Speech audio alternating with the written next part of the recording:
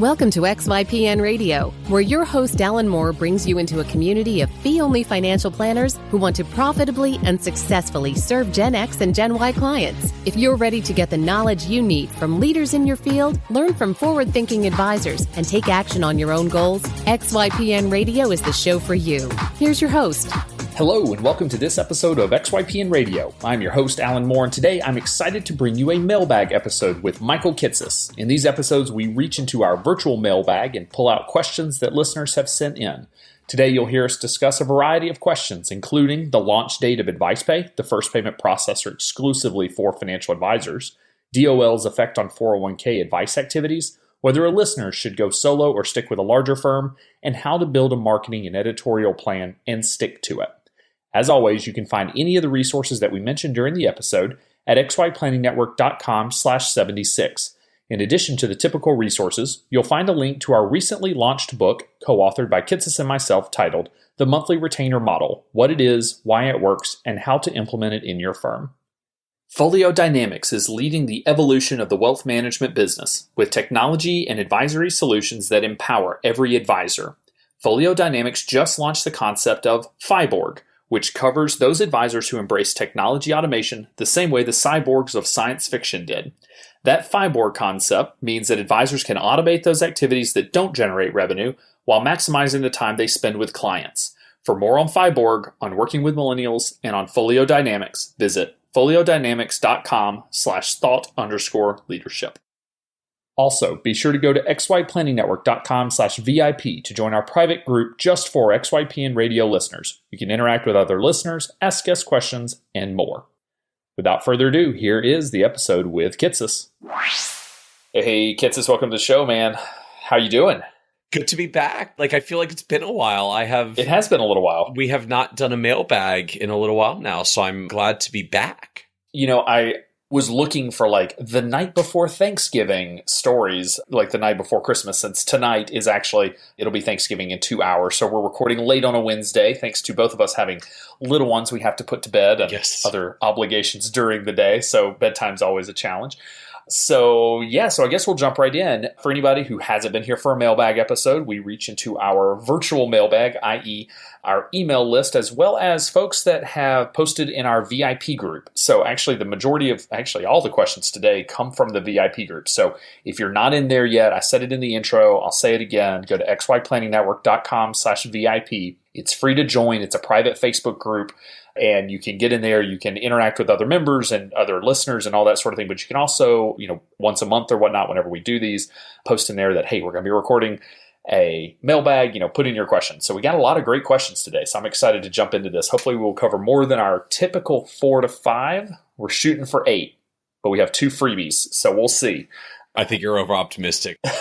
I'm so confident I can turn a simple freebie question into a 10-minute response, but we'll see. Well, the first one, I will not allow it because the first question is, when is AdvicePay going live? So I guess for anybody out there that doesn't know what AdvicePay is, at our conference in September, XYPN 16, we announced that we were working on a payment processor specifically for financial advisors called AdvicePay. And so it is a benefit exclusively for XY Planning Network members at this time, but it basically allows our members to do ACH and credit card transactions, either one-time or recurring payments. So you can do monthly subscription payments through the program, but it complies with all of the 51 different sets of rules that we fall under because every state has their own set of rules. And then we have the SEC, and we're now learning that some states have multiple sets of rules because they're not written down anywhere. And so we are incorporating all of that into a single program that meets all of their various requirements, and it is called AdvicePay. And so for anyone that's interested, we are going live, fingers crossed, in about 2.5 to 3 weeks from this episode going live. So mid-December is when we'll enter beta, and hopefully we'll be coming out of beta sometime in early January. But again, that is exclusively for XY Planning Network members at this time. We do hope to open it up to non-members at some point in the future, maybe. We don't really know. So no dates or commitments on that. So that was question number 1. That's an easy one. I like that. So your strategy to make sure we had a timely first question was to literally give me one that only you would answer. Yes, exactly. So this is not a... That was a good strategy. I applaud the strategy.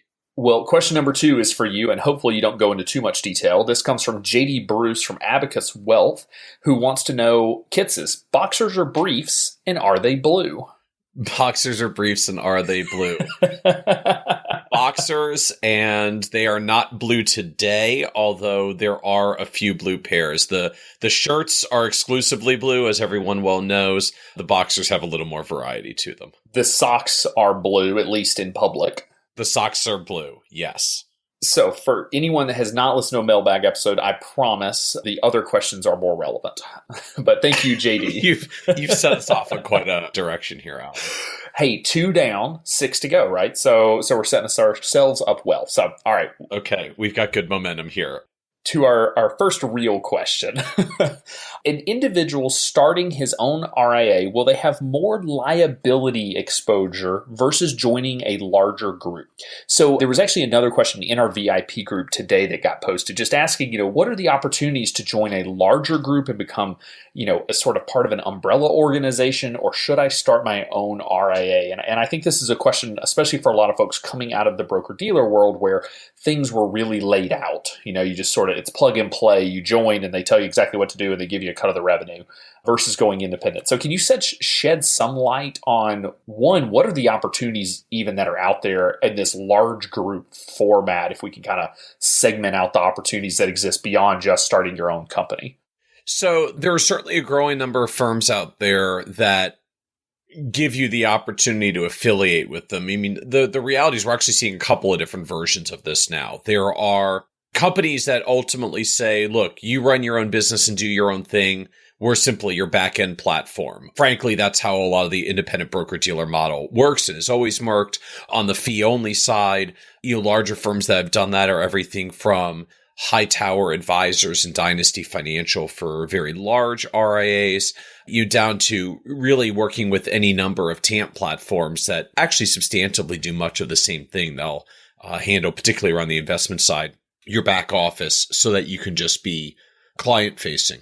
There are a number of RIAs we're seeing now as well that are just saying, hey, you want to join us, become an IAR under our RIA. You can offer our investment management stuff in our portfolios, which we'll manage centrally, and you can go out there and build your own client base and manage your own clients. It's sort of a version of a TAMP, of a third-party asset management platform, but the difference is you're going to be an IAR under their RIA. You're going to kind of literally be a representative for your company because, of course, IAR is short for investment advisor representative. So you'll represent their company and you can offer their investment management solutions and do your own layer of advice. And the companies vary as to how much flexibility they do or don't allow. At the other end of the extreme, you get companies like United Capital, Edelman Financial Services, which are increasingly building their own standardized proprietary version of financial planning, and you come in to do their financial planning process. So the good news is they give you a financial planning process to do and execute. The bad news, if you want to call it that, is you're an employee at their firm. You're not an independent business owner. You're not building your own clients. You're not owning your own client base and the business value that you're creating. But that means both you don't have the rewards of being the independent owner and you don't have the risk of being the independent owner and the potential that you launch a firm that doesn't work out. So really that kind of model has existed for a long time in the broker-dealer community. Even today, a number of large firms like Ameriprise and Raymond James still have what are effectively independent models and employee models under the same umbrella. And what we're simply seeing, I think, is RIAs forming the same kind of environment slowly but steadily as well. They're not as large as some of the big broker-dealers are, but they're growing in that direction. As you were talking through that, I was trying to see if I could envision a way that we would do a continuum here, but it's too complex almost because there's a lot of different variables here because some companies control the back office. Like you said, like literally, you can only say 7% returns. You cannot say 8%. You cannot say 6%, right? Like they control everything down to every number that you spit out. And even down to your recommendations. Yes. Our official firm view is traditional long-term care insurance is good and hybrid policies are not. And here's the reasons why. And this is our official firm stance and this is what you recommend to clients. Yep. So you kind of have a continuum there of back-end control, and how much of that does the company you're associating with maintain? How much of that do you maintain? So you kind of have this independent to fully controlled model. You also have the control in the front end. So some companies are very friendly towards you having a blog and your own website and your own stuff going on. Others definitely not. And we've had some of those folks on the show. That's a big reason why folks leave the broker-dealer world, that you don't have the ability to blog and podcast and build your own brand. So some are going to have a lot of control over you on the front end. Some are going to give you a lot of flexibility. And the fundamental point to pair with that, which goes actually to the question at the top, which was around liability as well. From the firm's perspective, if you are a representative of their firm, it's not a matter of, do you have liability for what they do? Their concern is they have liability for what you do. That's why many of the firms that do this model have a lot of structure around what you can do and the kind of advice you're expected to provide, because that's part of the way they manage their liability exposure. And even for anybody that's come from a place like the independent broker-dealer model, where nominally you're an independent contractor and independent from the firm, as you well know, like the firm still exerts a lot of compliance oversight over what you do. And that's not just because, hey, FINRA says you have to be compliant. It's because literally, even under a broker-dealer model, you are a registered representative of the firm. Your liability is potentially their liability. They have a duty to supervise you as someone that's part of their platform. And so, frankly, much of the compliance structure that you see and feel, even in an independent broker-dealer environment, much less a captive broker-dealer environment, is driven directly by the fact that your actions are their liability. So they kind of care about what you do because you are legally and literally a representative of their company. Yeah, it's a little bit of a tangent, but it is fair to point out for anybody, you'll hear folks say like under FINRA, you can't blog, or FINRA has really strict compliance rules about marketing. They don't actually. Your firm that is registered with FINRA has a lot of rules around it because they are responsible for what you put out. So if you think in the world of LPL, who has thousands of advisors, they have to monitor 14,000. Right. Like they have to monitor all 14,000 advisors' blogs, which is why they just say no blogs, right? We don't even want to deal with it because we don't have the capacity for it. So to be fair to them, LPL is actually one of the more permissive firms around blogging and social media, to give them a little bit of a shout out for it. But yeah, that's the dynamic. If you imagine it from the broker-dealer's end, right? So we'll even call it like a mid-sized broker-dealer. So you're the chief compliance officer of a mid-sized broker-dealer with 3,000 registered reps. So the reality is, if you fail to supervise them properly, FINRA can find you hundreds of thousands or potentially millions of dollars for a systematic failure to supervise. So think of it this way. You're the chief compliance officer. Out of 3,000 advisors, whatever the one stupidest idiot in the entire organization could do to bring down your organization, you are responsible for as a chief compliance officer. And so, unfortunately, the almost inevitable outcome that comes from that is a lot of broker-dealers tend to make fairly restrictive compliance. It's not literally because FINRA tells them you have to be that restrictive, but what FINRA does tell them is you have a duty to supervise the reps under your platform. And if the lowest common denominator on your platform is, shall we say, not terribly well trained or educated, everybody's compliance gets dragged down to the lowest common denominator. And I think that really is much of what's led to the rather challenging compliance environment that you see in the broker-dealer world, and why a lot of folks say that ultimately it's quote unquote easier to handle compliance on the RIA side. I always find it amusing when people say, well, it's easier to handle compliance on the RIA side. They're just subject to a fiduciary duty. P.S. My broker-dealer says a fiduciary duty is horrible and can't be done. Right. Because there's too much exposure and compliance liability. They're sort of direct opposites to each other. But what you're really seeing is, technically RIAs are subject to a higher standard, but the typical RIA has a much smaller span of control, right? A chief compliance officer in a large RIA maybe has to deal with 50 advisors. That would be a really big RIA. Most of us are, a dozen advisors or fewer. and so many are solo advisors. So when your entire chief compliance officer's duties is you are the chief compliance officer, make sure you don't do anything dumb to yourself because it's your liability anyways. It's kind of straightforward to do compliance. Don't blow yourself up. It's the large firm environment that gets more challenging because of that dynamic that it's not as though one random rep at a large broker dealer brings all the other reps down, but one rep at a broker dealer can cause significant penalties to the parent company and their bottom line. And so that brings the company to have often pretty hefty compliance requirements that come down the line because they're just trying to figure out how do you do compliance with dozens or hundreds or thousands of advisors when the lowest common denominator is unfortunately pretty low. Yeah. And so I think that this question, asking what's the liability exposure, I'll say this is probably the wrong question. And I don't mean that offensively. Like, it's a good question to ask. What is your liability exposure if you start a firm? But the answer is you're responsible for yourself. You're not having to worry about a ton of other people that are under you. Now, to Michael's point, like if you're managing 14,000 RAAs, or IARs of your RAA versus 14,000 reps at LPL, you both have equal amounts of liability exposure and a boatload of work to do, right? But it's not comparing apples to apples to say start your own RAA versus joining a larger group. So what I would say is probably create yourself a little decision tree. Step one, do you want to be fee only or not?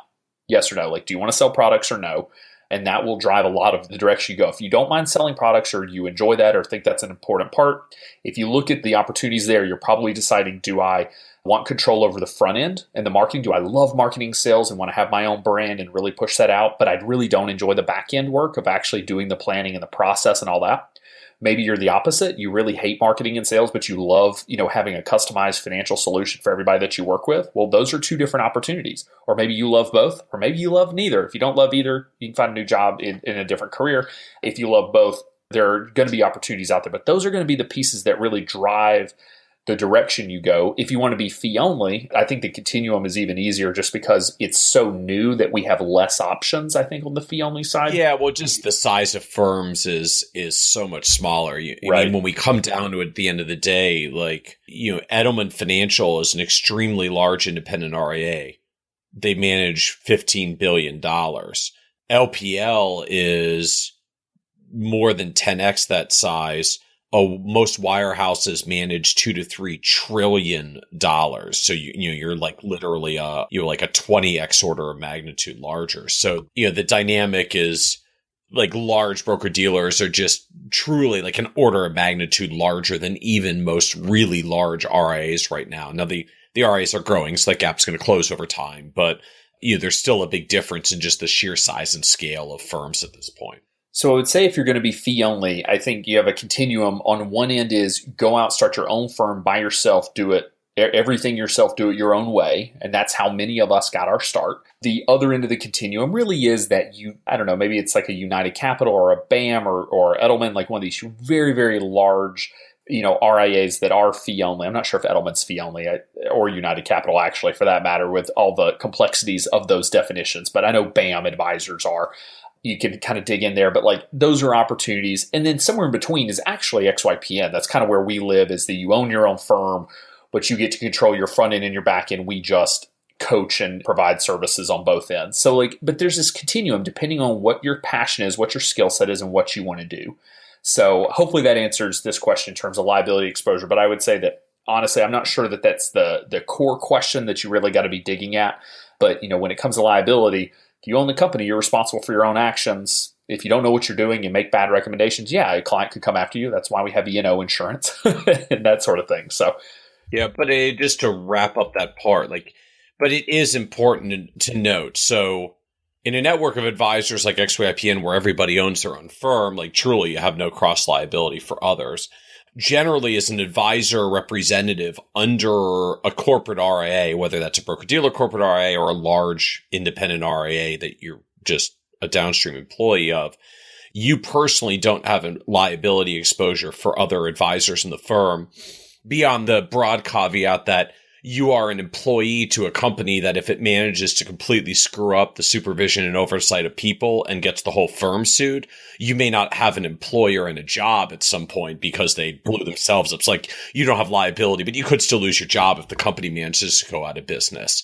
When you're a firm owner, you and, other advisors are IARs of your RIA, yeah, you do have liability exposure for what they're doing and what they're saying and the kind of stuff they're doing with clients. So, there's a big difference between being an advisor at a multi-advisor firm and being an owner in a multi-advisor firm. When you're an owner in a multi-advisor firm, you've got at least liability to the extent of the entity. That's a whole separate discussion about the span of liability exposure of entities coming through to an individual. But at a broad level, like, you're going to build this business entity that has value. You've got liability for what your employees do in your entity. That's a reality for any business owner. So if you're going to be the owner that has lots of advisors, that is a relevant issue. That's why when you're on the business owner side, you might think compliance is a lot better of an idea than when you're on the receiving advisor end, because when it's your liability on the line, it suddenly seems more relevant. But, as like an individual advisor on a multi-advisor platform, you generally don't have any cross liability to the other advisors beyond the fact that if your parent firm manages to blow itself up by failing to supervise and getting sued, you might not have an employer and a job at some point. Very, very true. All right. So moving on to the next question. But, I always start to say this will be a quick one, but who knows? So the person asked, I'm looking for metrics on what percentage of clients were willing to transition from fee/commission to the net worth retainer model or fee only in general. I have to believe someone out there tracked it when they made this transition. So this is a tough one because it's a fair question. I'm in the commission world. I have 300 clients or 400 clients because that's what a lot of folks have. And I'm looking to go fee only. How many of those clients are going to come with me? So you may have had a different experience with this. I've obviously, neither one of us, I guess, have really lived in the fee commission and transfer over to fee only. But when I talk to advisors, and we've had a couple on the show that have made this transition, typically what they say is, I have 400 clients and I only want to bring 20 with me, right? They don't want 400. Clients in air quotes, right? Like I Correct. have 400 clients, 100 of whom were people I saw once 5 to 7 years ago and opened a $5,000 IRA. Well, back then it was probably like a $3,000 IRA. And they still have that account with me, and that's the only business I've ever done with them, and I haven't called them in 5 years. So, like, right. My broker-dealer calls them my client, but, like, I'm not sure they could pick me out from a stranger on the street. Yeah, so do you really want to bring that $5,000, IRA over with you? Well, that's up to you. So it's kind of it's a hard question to answer because I typically hear from folks that have made this transition. Again, we've had a few on the show. They generally bring over the clients that they want. They generally are able to transition over the part of the book of business that are real clients that they're working with on an ongoing basis. They have that relationship with. They typically make that transition. So step one is, look at your book and then see, who do you actually want? All right, so that's who we're going to focus on. So then the question is, how many of those will come with you? And honestly, I think this comes down to your ability to sell your new service model, and be able to look at the pros and cons. Hopefully, we're going to be focusing on the pros, right? Of why are you making this transition? Why are you moving to fee only? Why are you moving probably to the independent RIA space instead of being under FINRA with a broker dealer? Why are you offering probably comprehensive financial planning instead of just investment management? I think any of us are in agreement. Most listeners are going to be in agreement that there's value there and they should move over with you. But how do you sell that to your clients? And I think that the ability for you to articulate the benefits and the value of making this transition will solely determine whether or not, the clients come with you or not. Yeah, I'd certainly second the idea that, looking at a raw number, like I had 400 clients, how many of the 400 are going to come with me is almost a useless comparison to look at, because the reality is probably anywhere from 25 to 75% of them you've not had any particular recent contact with, nor are they even necessarily qualified to be your client going forward. Like if they came to you from scratch and you were offering a monthly retainer model or a net worth plus income model, you wouldn't have even worked with them in the first place because they don't meet kind of your ideal client specifications. So we got to carve out a whole bunch of them. Then we get to the ones that are left, and we've already carved off a huge portion of the client base. And then you start drilling down to how many of these people are realistically going to come with you because they're recently qualified. Then you're going to have to get over the next hurdle, which is if they're used to getting the financial planning for free, parentheses, because they paid for it with commissions, but they felt like it was free. how effectively are you going to be able to bring them with you to actually get them to pay, an ongoing financial planning fee? It's not going to be all of them. Even if you got great relationships, it's not going to be all of them. Throwing like rough numbers out there of what we've heard from, or at least what I've heard from a bunch of members, you probably somewhere between 50% to 75% of the ones you want to come with you will probably come with you. Maybe you'll get a little higher than that, but if your clients aren't accustomed to paying for financial planning from you because it got masked in the commissions in the past, you're going to find a non-trivial chunk of them are just, they're not used to paying. They're not willing to pay. And it's not that you're not worth it or that your value isn't there, or that you might have even been able to sell them if they came to you cold. But because you've established a relationship with them where they're not used to paying for it outright, it's a hard transition to take them to, I'm now going to pay you outright. It's sort of like, I call this the cruel punishment of being transparent about your compensation, which is people that are not used to the transparency who suddenly get it transparent just get sticker shocked about how much they actually have to pay. And a bunch of them don't want to work with you. Even if the reality is you're going to charge them less than what they were probably paying you in commissions in the past, the transition to the transparency is still a shock. So, I mean, you're not going to lose all your clients, but 1 in 10, 1 in 5, 1 in 4 might not come with you. That's a feasible possibility, even of the ones that you want to bring along. Agreed. Yeah, I think 50 to 75% is a reasonable number. And obviously, we're kind of pulling that out of a hat that just based on the experience that we've had with folks. And part of it may be a little bit of self-selection bias. The folks that are making this transition have clients that they probably have been working with for a while that they love, that they want to serve in a more robust way. So maybe they're a different breed of advisor than if, somebody cold off the street just comes in and says like, okay, well, I guess I'm just going to move to fee only because it makes more business sense. Maybe their numbers would be lower. So you kind of have to know your clients and just kind of see the situation that you're in. But I think you can bring clients with you. I think it makes sense. It just comes down to your ability to sell it. So, all right. So now we have DoL rules. This will be a good question for you, cold, without letting you do any research. Because yet again, for any listeners don't know, I never give Michael the questions beforehand. Yes, I have no idea what's coming. I am fielding these entirely off the cuff. So if he makes anything up, you'll know why. Because that's fun. It's fun for me, at least. All right. So under the new DoL rules, how can I mess up and become liable while doing a fee-only review of somebody's 401k or helping them enroll in their plan? In other words, what's the best process or rules to follow to limit risk when it comes to 401ks? So the biggest scrutiny so a few things here. Your liability is a little bit different between reviewing 401ks where the money still ultimately stays in the 401k and you're just reviewing investment options versus the dynamic if you roll the money out of the 401k and say, hey, roll this money over to an IRA with me. So if you're staying within the 401k, the reality is, frankly, the scrutiny you're going to experience is what I at least hope you were doing already, which is you have to demonstrate that you appropriately vetted and evaluated the investment alternatives. And when you told them, sell the large cap fund and buy more of the small cap funds, that you had an appropriate basis for doing that. Like you looked at the fees and expenses of the large cap fund and the small cap fund. You looked at their overall needs and circumstances. You looked at how diversified their portfolio was overall and made an appropriate recommendation on that basis. Ideally, you've got client notes, or I shouldn't say ideally, like you should have client notes that just document the due diligence you did on the investment options to make the recommendation that you made. But frankly, that's hopefully something everybody was doing already. If you're going to make investment recommendations to say, hey, you got 7 choices or 47 choices in your 401k, I'm going to recommend you sell these 3 and buy these other 5. That you've got a reason for doing it. You've got some documentation that you evaluated fees and expenses and performance and did your due diligence, and that you've got an actual documentation of your due diligence and the recommendation that you made. So it's really not actually that different than what, frankly, best practices was all along.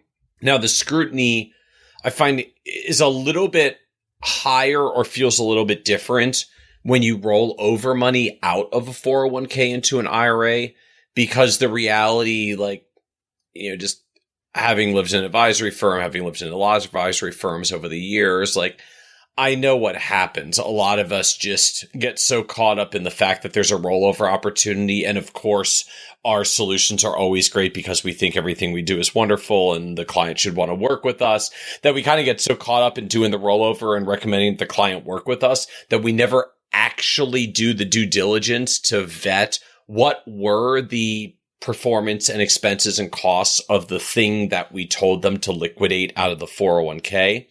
And DoL fiduciary is putting much more scrutiny on that. So in the past, a lot of advisors got away with, well, I told the client to do a rollover and here's our portfolio, and it was clearly appropriate for them and they were happy with it and they moved forward. DoL fiduciary is actually going to come back and say, so show us the due diligence that you did before recommending the rollover, where you evaluated performance fees, expenses, and other relevant factors of the 401k before you liquidated it. And unfortunately, there are advisors out there who, if I asked them to produce that documentation, they could not produce it because they didn't actually do it. They just kind of got caught up in the rollover opportunity and didn't do that. So if you've got a rollover coming and you're actually doing a rollover, really make sure that you do that due diligence and that documentation. If you're doing just recommendations within the 401k plan, I mean, you still need to do that kind of due diligence and documenting. But at least what I find in practice for most advisors, we're usually doing that due diligence already. If we're doing it within the 401k plan, it's the rollovers that I find most people have gotten a little lazier about just moving it over. Yeah, and to your point, it's just so easy because we get tired of doing reviews of 401ks with high expenses, and we know everything's going to be at 1.5%, and you just kind of get lazy. You don't realize that, oh, look, they actually did have some opportunities here. So in this question, you specifically asked about helping them enroll in their plan. I'm wondering if this is similar to rolling them out of the plan, because I think we're talking a lot about, okay, they have the 401k. What do we do with the pot of money? Do we keep it there? How do we invest it? That sort of thing. But what about when you're working with clients that are looking at signing up for a 401k? I feel like if you're recommending beyond, the match conversation, if you're ever recommending that folks put money in an IRA that you're managing versus a 401k, you better be pretty sure that you're keeping documentation on why that recommendation was made.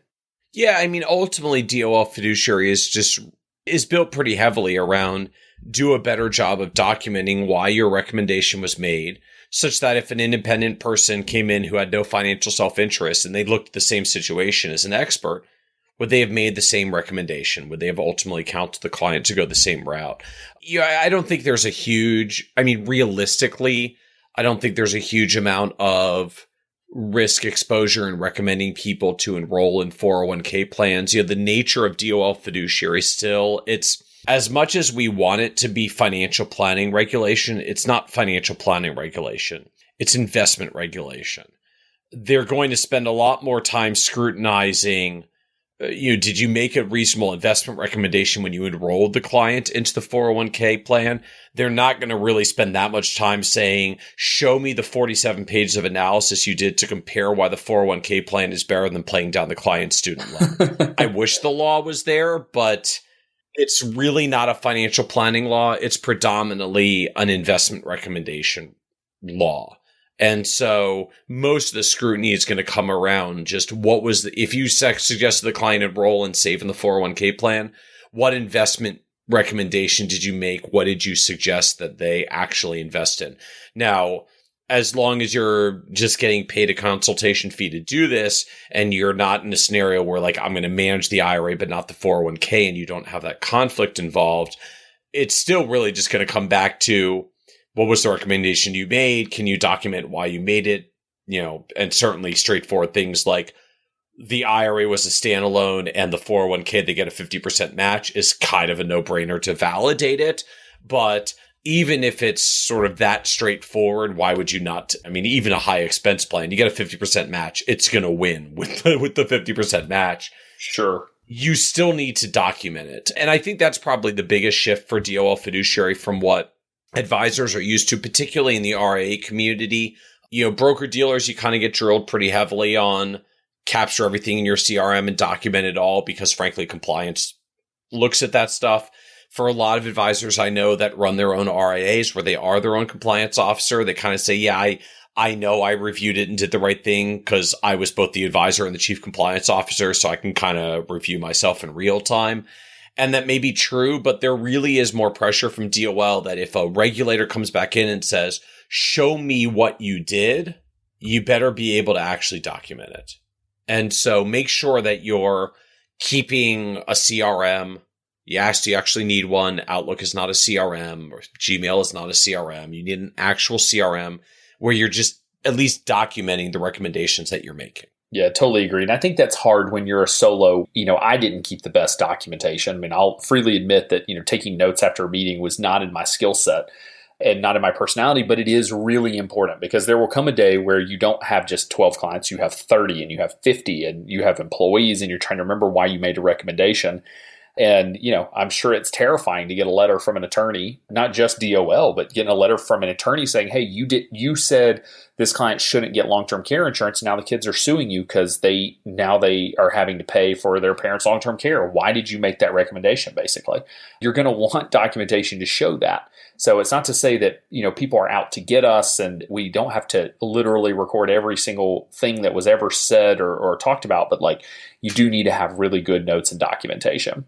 Although, again, to follow up just quickly on that point in particular, because I've seen these kinds of things cropping up, technically there is nothing in DoL fiduciary that says you have to justify why you did or did not recommend someone long-term care insurance. Just it is an important note, from the financial planning end, the CFP marks still expect that you're acting as a fiduciary when you're giving comprehensive financial planning advice or material elements with financial planning.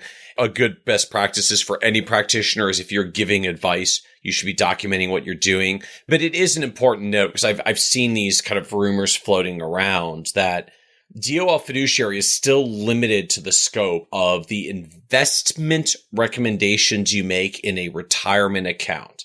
It is not about insurance.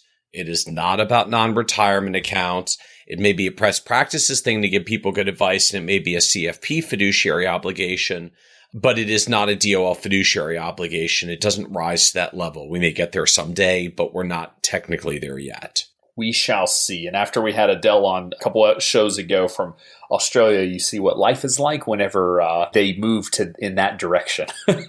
Yes, when Australia just said, yeah, we're banning all commissions. Y'all have 12 months to figure it out. Yep, that must have been a fun transition. And she said that they're looking at doing the same for insurance now, that all insurance will be commission-free, which will be another interesting shift because right now there are no commissions is only on investment products. But okay, so kind of piggybacking on that last question, if I do the best interest contract exemption, are we pronouncing it BIC? Is that how we're pronouncing this? Yeah, it kind of goes back and forth. BIC is the best interest contract. BICE is the best interest contract exemption. So you sign a BIC in order to be eligible for BICE.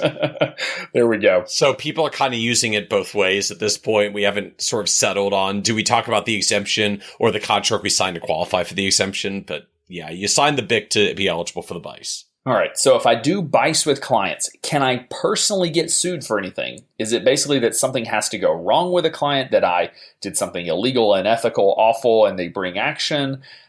Assuming I'm a one-person practice, just helping clients do plain vanilla, long-term investing, is there any way somebody would actually sue me? Can I get dragged into class action lawsuit? What's here? You can still get sued personally. Ultimately, any advisor is still ultimately all right, so I should actually caveat that. You can have a client that has a complaint against you personally.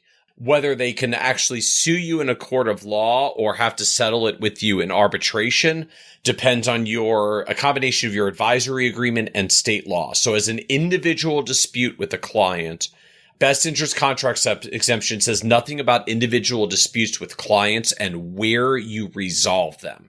You're subject to a fiduciary duty, but you can control where that's resolved. So if your contract is silent, if your advisory agreement is silent, generally that's going to end out in a court of law. You can insert into your advisory agreement that you will bind clients to mandatory arbitration. Many RIAs do. A handful of states do not allow mandatory arbitration, but at least last time I looked, most of them actually still do. So you can bind individual clients to arbitration. You can still be sued for fiduciary rules, but it's not going to get resolved in a court of law. It's going to get resolved in an arbitration hearing that is closed and private, as arbitration hearings are. Now, the looming issue around BICE is that you have to give clients, plural in the aggregate, the right to pursue a class action lawsuit. Now, from a practical perspective, if you're a solo advisor, I'm no class action legal expert, but I don't think it's really functionally actually possible to get sued in a class action lawsuit as a solo advisor. There are requirements around class action lawsuits that in order for a class action lawsuit to actually apply, you need a critical mass of clients to sue you. And from a practical perspective, you will probably not actually have enough clients as a individual solo advisor for all of them to sue you in the aggregate. I guess if you somehow manage to screw all your clients simultaneously, maybe you could somehow manage to be that like record-setting case that has a class action lawsuit against a solo advisor. But there's a requirement that the whole purpose of class action lawsuits is you have to have what's called numerosity, which means there are so many people involved in the legal action that it wouldn't be practical for all of them just to join together in a single joint lawsuit against you. So they have to file a class action suit. So if you're a large broker dealer that has 1,000 advisors across all 50 states working with 50,000 clients or more, no one files a 50,000 person joint lawsuit. You file a class action lawsuit. When it's you and you've got your 47 clients, realistically, if you manage to screw up a dozen of them at the same time, a dozen people can just sue you in a joint lawsuit. So it's pretty hard to get to the class action status as an individual advisor simply because of the technical legal requirements of what it takes to qualify for class action status. Now, again, you can still get sued. You can still do wrongdoing. You'll still be accountable for a fiduciary standard. The only thing we're really talking about is what jurisdiction it gets set in. Frankly, as an individual advisor, I don't know that you care that much because losing any of them is going to be really bad. And I wouldn't necessarily want to roll my dice in any of those venues if you've actually caused some harm to clients.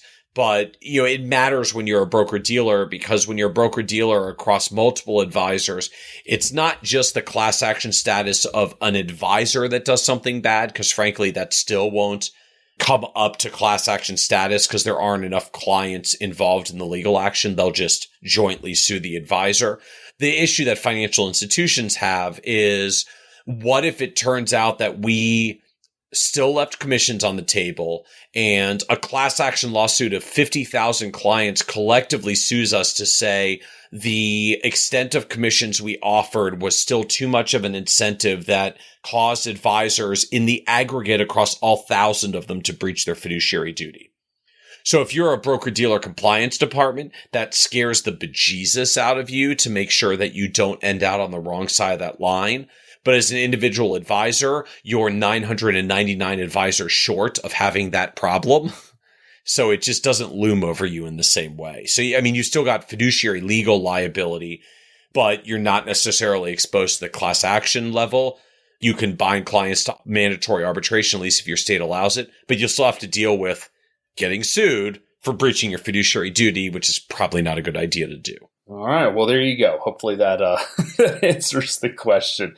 I know some of this is just fear of what we don't know. Yep. And that's really what DoL is bringing us. I think in 12 more months after this has all been enacted and we're all sitting here looking at it, I think it's not going to be nearly as big of a deal, especially for the average listener of this show that is probably already fee only or pretty close to it, is already a fiduciary. I know this is scary, but DoL is not going to be, in my opinion, what forces all, independent advisors out of business and into just a few big firms. That is not where this is headed, no matter how many people try to scare you into that. Yeah, it's really not. It's, in fact, the challenge actually in many ways is for the big firms who are trying to figure out, how do we create compliance rules to deal with DoL fiduciary for the lowest common denominator, right? We talked about earlier, the one biggest knucklehead in the entire broker-dealer organization and what they can do to bring down the whole thing. because the firm doesn't want to get a class action lawsuit for failure to supervise to demonstrate that, well, you didn't have a rule that captures the one biggest knucklehead, and there could have been 50 of them that collectively would have screwed the clients out of a huge dollar amount. So we're going to go after the firm in a class action lawsuit for not being restrictive enough around the few idiots and what the bad people can do within the firm. When you're a solo advisor or just a very small firm with a limited span of control, you're just not in the same kind of environment. You know all your advisors personally by name because they're your partners or your direct employees. And so you've still got an obligation to supervise, but it's not the same kind of challenge from just a management perspective because you're not trying to figure out the same challenge you have in a large BD environment where you're a compliance officer, come up with rules for 900 advisors you've never met, any one of whom can get you fired. Yeah, I'm glad I'm not in a broker-dealer compliance department. Let's just say that. The last year would have been a nightmare. Yeah, it's tough. I mean, it's part of it is the slow blowback against broker-dealers for the fact that, shall we say, at least some of them have not had the most stringent hiring standards. And now some of them are becoming accountable for that. You know, the higher your standards are about the advisors you take in, the less concerning this is for you. True. I mean, and let's be honest, we did this to ourselves as an industry. This did not get dumped in our lap because we were all doing the right thing and taking care of all of our clients in the best way possible. If we had been, we wouldn't have Department of Labor stepping in to try to create these rules. All right, so switching gears a little bit and moving on to marketing, what are some great tips? So not bad tips, only great tips, Kitces. Only great tips. Okay, I'll trash all my bad ones that I was going to offer up because they've been disqualified now. Great tips for establishing a marketing/writing schedule. Guidance from Kitces on when and how he organizes his week on getting great content out to the audience. Also highlight the prep and amount of time that goes into creating a killer podcast from Alan. Thank you. So I guess I'll let you kick this one off. How do you organize your kind of marketing writing schedule for the Kitces.com Nerd's Eye View blog? Yeah, that's a really good question. You know, having done this now for, God, what is it? About 6 years, I've really been immersed into the blog. You know, I originally launched it in 2008. Canned it after a couple of months because no one was reading it. We readopted in 2010 when I plunged into social media. So kind of 6 years of really being immersed in blogging. So it's been an interesting evolution for me even. The first probably year or two, I felt like I had a lot to say. I didn't really have a venue to say it. I made a blog, so I had a place to say it. And so I just kind of brain dumped whenever there were topics I wanted to brain dump about. And, you know, my brain's always worrying, so I didn't really lack for topics and things to cover. And so I just kind of put stuff out there whenever I had a little bit of time to sit down and write something and put some stuff out there. And that worked relatively well. You know, we built some following, we built some readership off of that. But the dynamic that happened, you know, I don't know exactly what the timing was, somewhere around a year or two in. You know, there's this morph that happens that I think really happens with almost any time you take a thing you love doing and try to make a business out of it. At some point, it goes from being a thing that you do because it's fun to a thing that you do because you have to do because you made a business around it. And now people have expectations about like continuing the thing the way that you've been doing it. And so as it morphed into a thing I kind of felt an obligation to do, with the good and bad for that. It was good for business. I don't want to make it out to be like it was a horrible thing and I've, you know, hated writing 4 years of blog posts since I got to that point. But like it became a business thing where I had to consider the business ramifications of making sure that I maintained my consistent schedule. As I went down that road, I built out an editorial calendar. An editorial calendar is really just a fancy label for the lineup of the content you're going to produce. And as I had to maintain a content pace, I found that creating an editorial calendar, again, like I didn't care about it at all for the first year or two. Once I hit that crossover from just brain dumping things I was thinking about into, oh crap, I have to treat this like a real business with a regular schedule. The content calendar became kind of a savior to just mentally ground me about what to work on and how to organize my schedule. So for most of the past 3 or 4 years, I've had a very steady content calendar. I write articles on Mondays, Wednesdays, and Fridays. Well, I should say I publish articles on Mondays, Wednesdays, and Fridays. Mondays are always industry issues and practice management and career management strategies. Wednesdays are always technical planning strategies. And Friday is always my weekend reading column, a dozen articles of, things I think were notable for financial planners to read in the past week that you should catch up on sometime over the weekend when you got an hour to sit down and flip through some reading.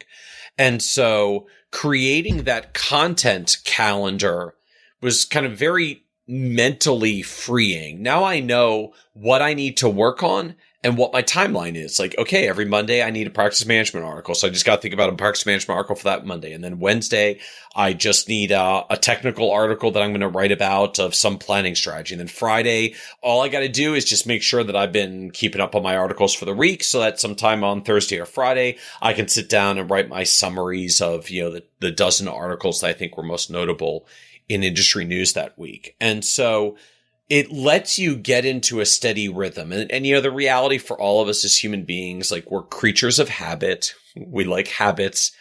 They're comforting routines. And so creating an editorial calendar and having a routine and getting a rhythm to it and knowing just when I sit down, the infamous writer's block, like crap, I got to make a blog post. What am I going to make the next one about?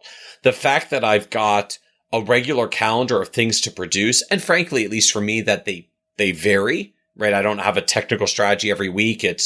I write a practice management article and then I write a technical article and then I write a weekend reading article and then I complete the circuit and do it again.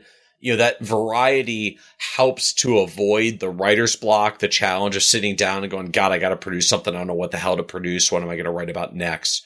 Editorial calendars are really a savior from that end. And again, I didn't appreciate it for probably the first year or two. Maybe some people hit that wall sooner. I got a lot of stuff pent up in my brain, so it took me a while to hit that wall.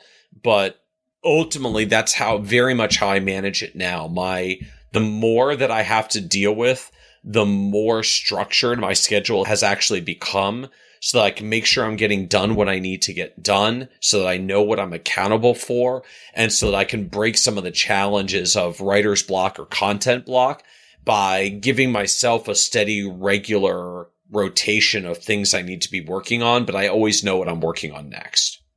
And from what you've told me, most of your content actually comes from conversations that you're having with advisors, right? Like you're going to 70 to 80 conferences a year, so you're getting tons of emails in and social media and things like that. So when those questions are coming up, it's really easy to start slotting them in if you're planned that far out to say, hey, that's a practice management style article, or that's a really in-depth technical analysis article.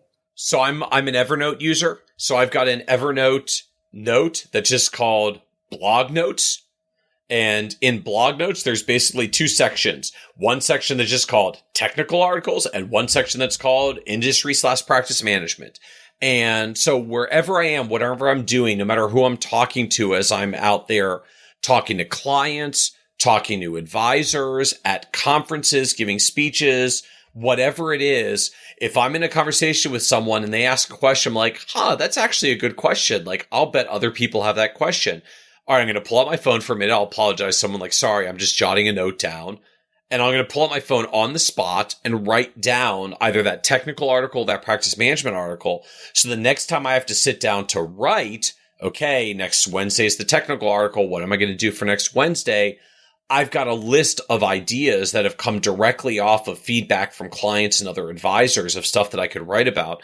And the reality, for me, and I think really for all of us, like once you get to a critical mass of, I'll even just call it people you're working with, whether that's clients or advisors or whatever your business is. Once you've got a critical mass of clients and you talk to them regularly, as you should do in any business, if you're regularly talking to them, they're regularly going to tell you things that are questions.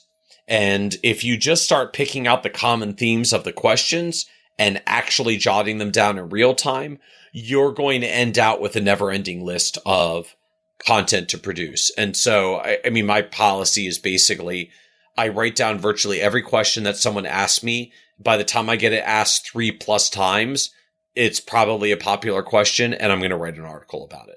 And that's pretty much what it comes down to. And having done that systematically over time, as much content as I produce, I literally have more than 100 blog article ideas already written down in the practice management category and the planning strategies category. And so whenever I sit down to write an article, I never lack for topics and ideas to write about. I just scan through the list and it's like, okay, what do I feel like spending some time on today or this week? And I will say the deeper you get into creating content, the more you see content in everyday conversations. So, 10 years ago, before you were writing a blog, you may have a conversation and a question, just you answer the question, you move on. And what you start to see as you write or do a podcast or whatever the content kind of creation process is for you, as you're having conversations with clients, with advisors, whoever your target market is, you start to see content in those questions.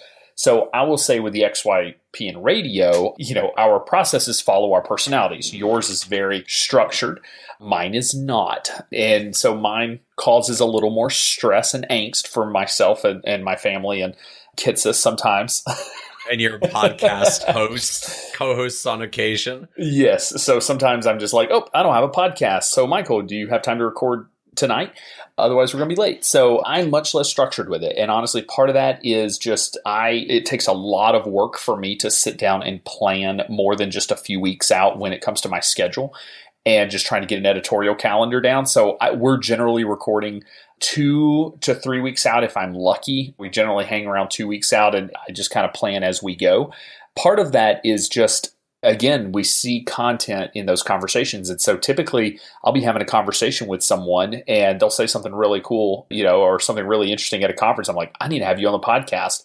And usually within a couple of days, I, invited them on, we'll do a recording and it goes live within a week or two. So my turnaround time is a lot faster. Now, my prep time is also a lot faster. So folks have heard me say this on the show, but I do not prep for these podcasts at all. The only episodes that get any prep work are these mailbag episodes, simply because I have to ask y'all for questions or ask one of our team members to send me over the questions that have come in to either Stacy, our sales manager, or Jen, our marketing director. Sometimes questions funnel in through them, but for the most part, have to ask, we get some questions. Other than that, I really don't prep for the podcast because, again, it's just the way that I learn and it's my personality to kind of go off the cuff a little bit, but also the personality of the show, that I want the show to be conversational. I don't want, 7 bullet points that I have to be sure we get through, because we've all listened to those podcasts and for me, they're a little miserable to listen to. So the structure of the show in terms of prepping, we just don't do a lot of prep work, short of kind of knowing who I'm talking to, which typically they're somebody that I've known for several years. But I don't really plan, 6, 8, 10 episodes out. I probably should. It would be a lot less stressful if I did. It's just not something I've done at this point. Yeah, maybe it'll wear you down at some point. I mean, again, I went through the same thing for probably the first year or two before event, where I did whatever struck my mood and struck me at the time and kind of went as I went. And again, I think different people will hit this wall at different points. But when you get to the point where you feel like it's getting harder to figure out the content and what to do and how to plug it in. And I suspect out there for people listening, some people hit that in the first month and some people won't hit that for a year or two. Whenever you hit that wall, the creating a structure around the content lineup, I think you'll find will be very freeing. It's been truly a paradoxical shift for me that the busier I get, and the harder it is to fit everything in, the more structure I have introduced to my schedule and the easier it's gotten.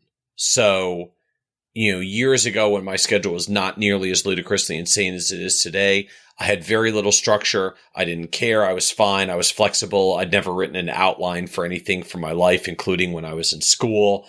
Now, every article I write has an outline before I write it. I've got a content calendar of all the stuff I'm going to do. I'm actually working right now on the entire schedule of literally what my primary things to accomplish every day for the entirety of 2017.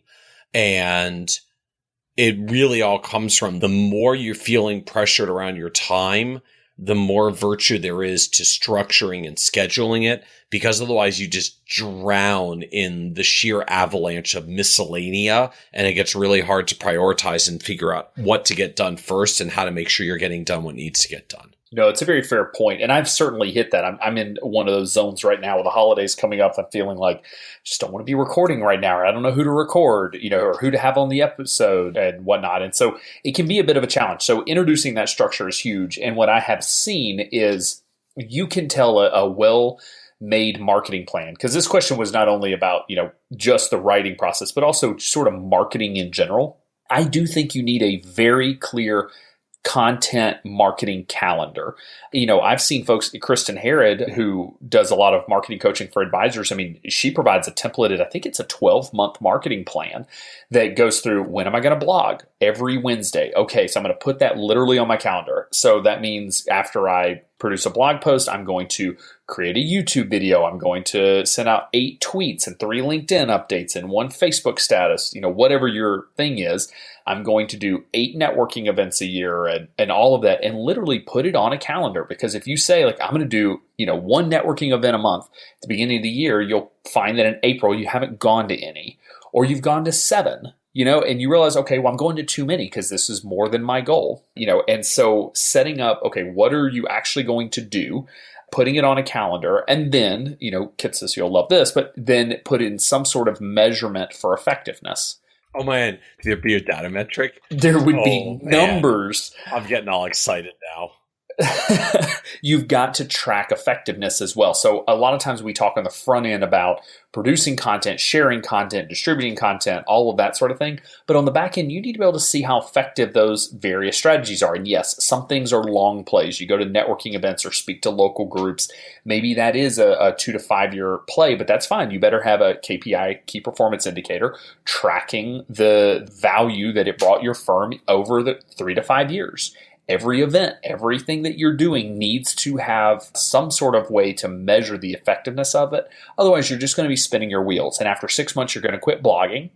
After 3 months, you're going to quit podcasting because you're tired of doing it. You'll stop tweeting, or you'll say, oh, this social media thing's stupid, or you'll tweet a lot one week and none the next 3 weeks. And it looks very haphazard. You've got to get into a rhythm. You've got to get into kind of a flow. And an editorial calendar is a wonderful way to do that. Michael, what software do you use to track your editorial calendar? Like, where do you go to see what post is coming up in 3 Wednesdays from now? There's a few pieces of this. So the running blog post is in Evernote, and that's kind of my anchor for the content.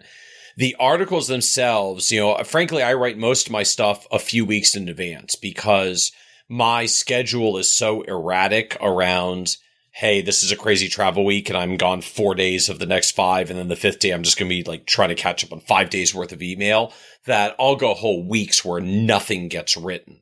And so knowing that in advance, I prepare a couple weeks worth of content in advance so that when I get to day-to-day needs, I can just say, okay, well, I've got 3 Monday articles around practice management queued up. Which one do I want to run today? And I've got it ready to go and I can pull the trigger. So for those articles, I actually just literally load them all up into WordPress. When I write them, I put them into WordPress. And so now I can just go to the scheduled section of WordPress and see, okay, I've got 3 Wednesday articles queued up. Here are the Wednesday articles. Which one do I want to grab and use? And so because my content calendar is that structured around what I do on Mondays, Wednesdays, and Fridays, it's very straightforward for me to just load up a couple Monday articles, a couple Wednesday articles. And then when I get to, usually a day or two before, to look through the list and say, okay, of the ones I've written, which one do I actually want to put live tomorrow? And then when I sit down and do my next writing, okay, let's pull out the list and say, okay, which of these do I want to write next? Which article topic is calling out to me? Yeah, and I have seen Asana, Asana. That is a free program that you can use. They have a really cool editorial calendar template that's already built into their system. They have a few templates. You can use something like that. You can just use, Excel or Google Docs, Google Sheets to track kind of date. It's pretty easy to replicate, a calendar in there and show what you're going to do. Some folks just love to write. And so you can literally print some stuff off and draw on there. I love whiteboards. So I would have a year-long whiteboard, which you can buy and just draw it on there. I mean, you can do a lot of different things to color code it on when you're going to do what you're supposed to be doing. And, the one other thing I note to this as well, I've talked a lot about my editorial calendar and the flow. Like, you do not have to do 3 articles a week the way that I do. That is a good point. That is not a necessary frequency.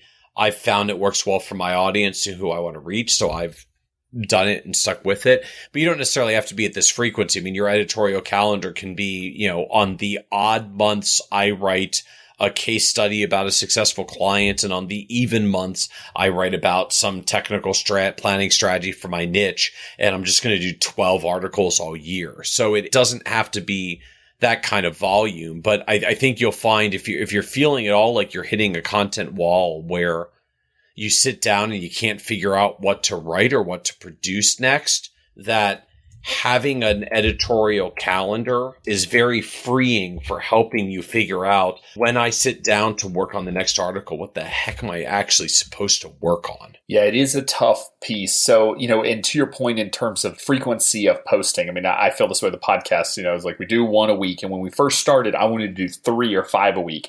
And I remember your advice was, hey, we could either do, let's say we do an additional episode every week, which requires another 2 hours of work, right? An hour of recording, plus some prep work, plus some time on the back end, plus we've got to pay our audio production team. Or we could use that 2 hours and $150 or $200, whatever we pay, and distribute the existing content better. And I'd rather lean to the latter. So if you're out there and you're getting started, especially with content marketing, and you're starting to write a blog, the world's best blog post is useless if no one knows you wrote it. So focus not just on the creating of content, which is actually the hard part.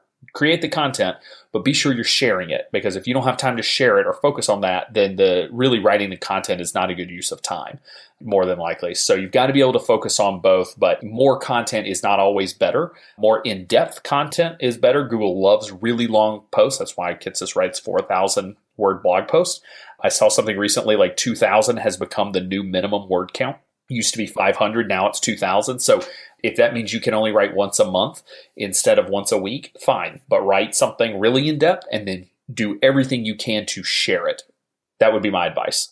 Yeah, it's been the great irony, certainly from our platform, that all the social media and search engine optimization folks freak out every time Google does an update, because they're usually penalizing some bad strategy that people were abusing, and some sites always get punished for it. Literally, every single time Google has ever done an update in the past 5 years or 6 years, we get a giant bump in traffic, because we just focus on producing high quality content that answers people's questions.